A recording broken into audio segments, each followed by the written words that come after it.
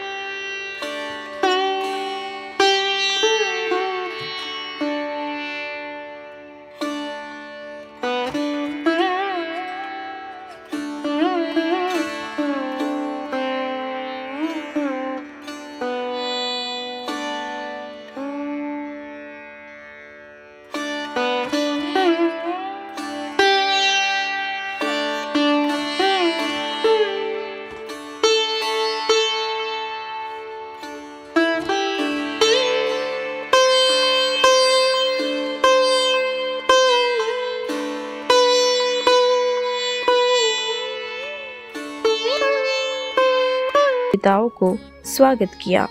विशाल मंच पर भगवान शिव का धनुष रखा था, जिसे देखकर वहां उपस्थित हर व्यक्ति का मन आश्चर्य और सम्मान से भर गया। राजा जनक ने सभा को संबोधित करते हुए कहा, यह धनुष भगवान शिव का प्रतीक है। इसे उठाने के लिए न केवल बल बल्कि धैर्य और धर्म की आवश्यकता है। जो भी इस परीक्षा में सफल होगा वह मेरी पुत्री सीता से विवाह करेगा।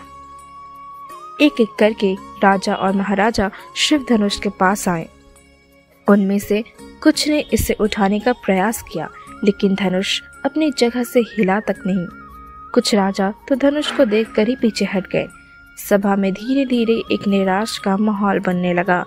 राजा जनक, जो अपनी पुत्री के लिए सबसे योग्य वर की तलाश में थे, चिंतित हो गए। उन्होंने आकाश की ओर देखकर कहा, क्या पृथ्वी पर ऐसा कोई भी नहीं जो मेरी पुत्री के योग्य हो? सभा में उपस्थित ऋषि विश्वामित्र, जो भगवान राम और लक्ष्मण को लेकर वहां आए थे, यह सब देख रहे थे। उन्होंने राम की ओर देखा और आदेश दिया, राम, यह समय तुम्हारी परीक्षा का है। आगे बढ़ो और इस चुनौती को स्वीकार करो। राम, जो अपनी विनम्रता और मर्यादा के लिए विख्यात थे, ऋषि का आदेश सुनकर उठे। उन्होंने बड़े ही शांत और दृढ़ भाव से धनुष की ओर कदम बढ़ाए। सभा में सबकी नजरें राम पर टिक गईं। जब धनुष टूट गया तो राजा जनक की खुशी का ठिकाना नहीं रहा। उन्होंने सीता को बुलाया और कहा, पुत्री, यह वही वीर है जिसे भगवान ने तुम्हारे लिए चुना है। अब उन्हें अपना जीवन साथी स्वीकार करो। सीता, जो राम की गुण, शील और पराक्रम से पहले ही प्रभावित थी, ने अपने हाथों में वरमाला ली। राम के पास जाकर उन्होंने वह वरमाला उनके गले में डाल दी। यह दृश्य इतना पवित्र और अद्भुत था कि वहां उपस्थित सभी लोग भाव विभोर हो गए। यह केवल दो आत्माओं का मिलन नहीं था, बल्कि धर्म, प्रेम और सत्य की विजय थी। सीता का स्वयंवर केवल एक विवाह की कथा नहीं थी, यह धर्म, साहस और प्रेम की विजय थी। राम ने साबित किया कि सच्चा वीर वही है जो शक्ति और विनम्रता का आदर्श प्रस्तुत करे। यह कथा हमें सिखाती है कि सच्चा प्रेम और धर्म हमेशा विजयी होता है।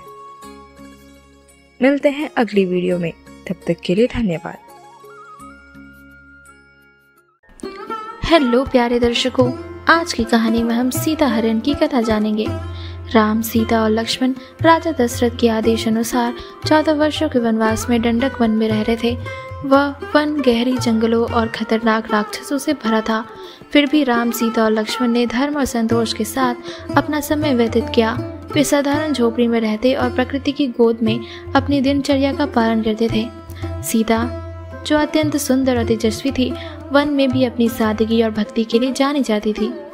राम और सीता का आपसी प्रेम और विश्वास उनके जीवन का आधार था।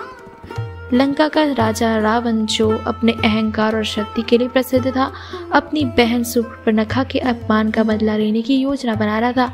शूर्पणखा ने रावण से कहा कि राम और लक्ष्मण ने उनका अपमान किया और उनकी नाक काट दी।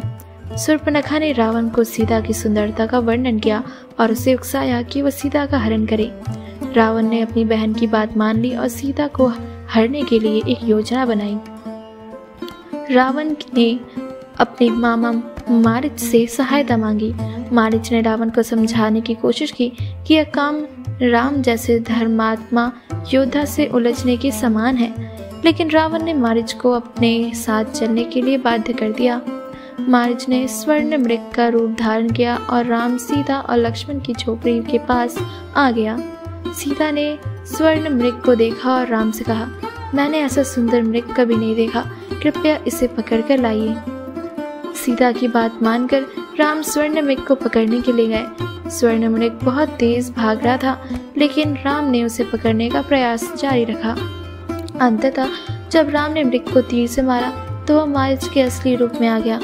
मरते हुए मारीच ने राम की आवाज में लक्ष्मण, सीता पुकारा। सीता ने राम की पुकार सुनी और बहुत घबरा गई। उन्होंने लक्ष्मण से कहा, जाओ राम की सहायता करो, उन्हें हमारी मदद की जरूरत है। लक्ष्मण ने सीता को समझाने की कोशिश की कि यह राम के खिलाफ कोई चाल हो सकती है, लेकिन सीता ने लक्ष्मण पर दबाव डाला। लक्ष्मण ने अनिच्छा से झोपड़ी छोड़ी और राम की खोज में निकल गए। सीता को अकेला देखकर रावण अपनी योजना को अंजाम देने के लिए झोपड़ी के पास आया। उसने एक साधु का रूप धारण किया और उसे भिक्षा मांगने के बहाने सीता के पास पहुंचा। सीता, जो हमेशा साधु संतों का सम्मान करती थी, रावण को भिक्षा देने के लिए झोपड़ी से बाहर आई। जैसे ही सीता ने देखा पार की, रावण ने अपने असली रूप का खुलासा किया। रावण ने सीता को जबरदस्ती अपने पुष्पक विमान में बैठा लिया। सीता ने मदद के लिए पुकार लगाई, लेकिन जंगल में उनकी आवाज सुनने वाला कोई नहीं था। सीता ने रावण से कहा, तुम्हारा यह कृत्य अधर्म है, राम तुम्हें कभी माफ नहीं करेंगे। लेकिन रावण अपने अहंकार में सीता की बातों को अनसुना कर देता था। जब रावण सीता को लेकर जा रहा था, तब रास्ते में जटायु नामक एक वृद्ध गारुक ने उन्हें देखा। जटायु ने सीता की रक्षा के लिए रावण से लड़ाई की। जटायु ने बहादुरी से रावण के पुष्पक विमान को रोकने की कोशिश की, लेकिन रावण ने जटायु को बुरी तरह घायल कर दिया। जटायु ने अपने प्राणों की चिंता किए बिना सीता को बचाने का प्रयास किया, लेकिन वह असफल हो गए। रावण ने सीता को लेकर लंका की ओर प्रस्थान किया। लंका पहुंचने के बाद रावण ने सीता को अशोक वाटिका में रखा। उसने सीता को धमकी दी कि वह उसे अपनी रानी बनाएगा, लेकिन सीता ने स्पष्ट रूप से मना कर दिया। उन्होंने कहा, तुम मुझे अपने बल से हर सकते हो, लेकिन मेरे मन और आत्मा पर अधिकार नहीं कर सकते। राम और लक्ष्मण जब वापस झोपड़ी में लौटे तो उन्होंने सीता को वहां न पाकर चिंता में पड़ गए। उन्होंने सीता की खोज शुरू की। रास्ते में उन्हें घायल जटायु मिला, जिसने अपनी आखिरी सांसों में रावण के सीता का हरण करने की बात बताई। राम और लक्ष्मण ने जटायु का अंतिम संस्कार किया और सीता को खोजने की प्रतिज्ञा ली। सीता हरण की कहानी हमें सिखाती है कि अधर्म और अहंकार का अंत निश्चित है। यह कथा धर्म और सत्य के मार्ग पर चलने का संदेश देती है। सीता का धैर्य, राम का प्रेम और लक्ष्मण की निष्ठा इस कहानी को अमर बनाते हैं। आज के लिए बस इतना ही। मिलते हैं अगली वीडियो में। नमस्कार प्यारे दर्शकों, स्वागत है आपका हमारे चैनल पुनीत स्टूडियो पर। आज मैं आपके लिए लाई हूँ एक बहुत ही रामायण की असीम गाथा, जिसका टाइटल है हनुमान और सूरसा। हनुमान और सूरसा की कहानी रामायण की सुंदर कांड का एक रोमांचक शिक्षाप्रद हिस्सा है। यह घटना हमें न केवल हनुमान की शक्ति और भक्ति के बारे में बताती है, बल्कि यह हमें यह भी सिखाती है कि धैर्य, स्मार्टनेस और ईश्वर के प्रति समर्पण कभी भी मुश्किल को पार करने में मदद कर सकते हैं। हनुमान का लक्ष्य था लंका तक पहुंचना और सीता माता का संदेश लेकर श्री राम तक पहुंचाना। इस सफर में हनुमान को कई प्रकार की चुनौतियों का सामना करना पड़ा, और ऐसी ही एक चुनौती थी सूरसा, जो एक बड़ी समुद्री राक्षसनी थी। यह कहानी हमें सिखाती है कि सच्चा भक्त अपनी भक्ति और धैर्य के बल पर कोई भी मुश्किल पार कर सकता है।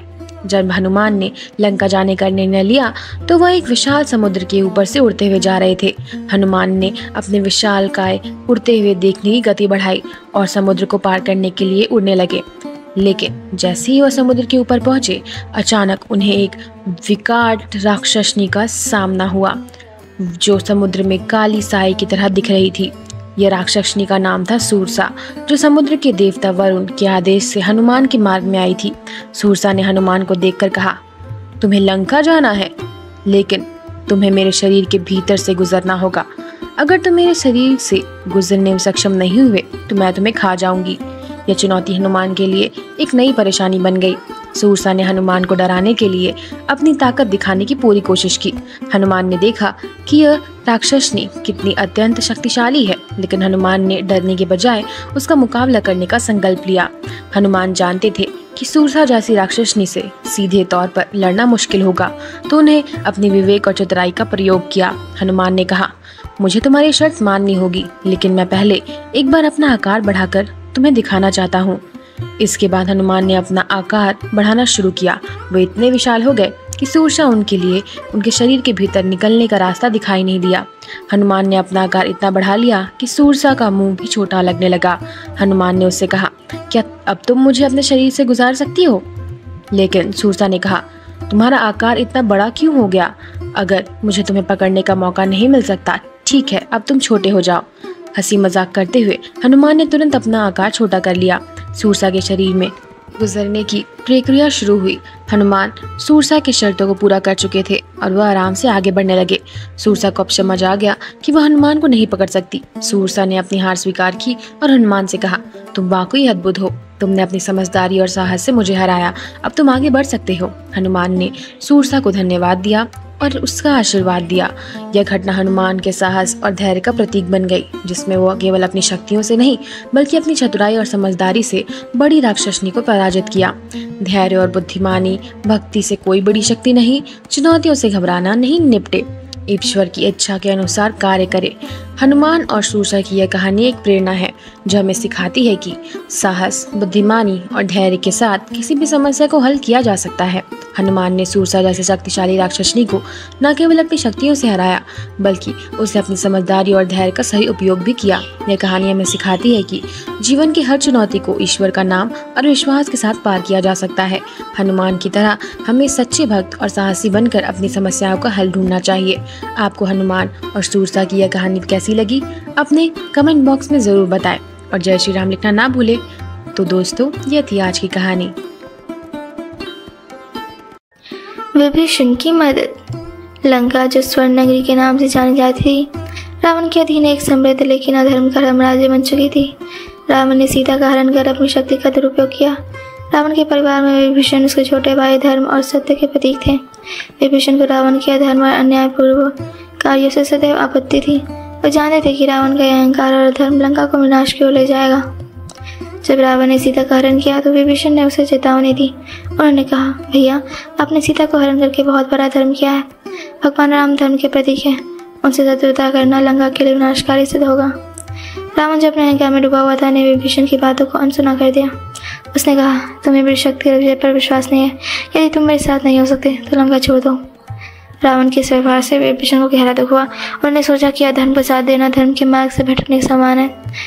विभीषण ने कहा, मुझे अधर्म का साथ कभी स्वीकार नहीं। यदि आप मेरी बात नहीं मानेंगे तो मैं आपके साथ नहीं रह सकता। मैं भगवान राम की शरण में जाऊंगा। इसके बाद विभीषण ने लंका छोड़ दिया और राम के शरण में पहुंच गए। विभीषण ने राम के पास पहुंचकर उन्हें प्रणाम किया और कहा, हे राम, मैं रावण का भाई हूँ, लेकिन मैं अधर्म का साथ नहीं दे सकता। मैं आपके धर्म और सत्य के मार्ग पर समर्थन करता हूँ। कृपया मुझे अपनी शरण में स्वीकार करें।